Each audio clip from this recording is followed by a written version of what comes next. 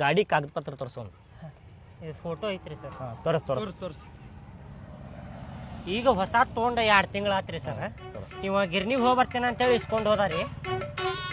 Insurance ಐತಿ, ಎಲ್ಲ okay ಐತಿ ಕರೆ.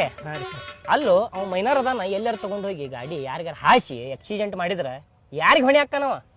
ಅವಂಗ ರೀ ಸರ್, ಅವ ಹೆಟ್ಟಿರ್ತಾನಲ್ರಿ. ಅಲ್ಲೋ ಗಾಡಿ ಯಾರ್ದದ? ನಂದ್ರಿ ಸರ. ನಿನಗ ಪ್ರಾಬ್ಲಮ್ ಆಗೋದ್ ಮಗನ ಅದ. ನನಗೆ ಎದಕ್ಕೆ ಹಾಕೈತ್ರಿ ಸರ? ಗಾಡಿ ಅವ್ ಹೊಡಿತಿರ್ತಾನಲ್ರಿ ಭಾಡ್ಯಾನ ಮಗ. ದಂಡ ಅವಂಗ ಹಾಕ್ತೇವಿ. ಹಾ ರೀ ಸರ್. ಗಾಡಿ ನಿನ್ ಮ್ಯಾಗ ಕೇಸ್ ನಡೀತಿರ್ತದ ಮಗನ ವರ್ಷಾನ್ ಗಟ್ಲೆ.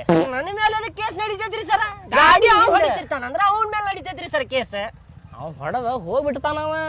ಗಾಡಿ ನಿಂದ ಗಾಡಿ ನಂಬರ್ ಪ್ಲೇಟ್ ಮ್ಯಾಗ ರಿಜಿಸ್ಟ್ರೇಷನ್ ಆಗ್ಬಿಡ್ತೈತಿ ಕೇಸ್.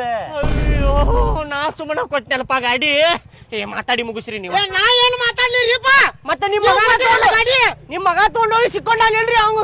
ಏನನ್ನು ಮುಗಿಸ್ರಿ ಸ್ವಲ್ಪ. ಇಲ್ಲ ಇಲ್ಲ ಇಲ್ಲ, ನನಗೇನು ಗೊತ್ತಿಲ್ರಿಪ್ಪ. ನೀವು ಕೊಟ್ಟಿರಿ, ನಿಮ್ಗೆ ಸಂಬಂಧ ನಿಮ್ದು ಗಾಡಿ.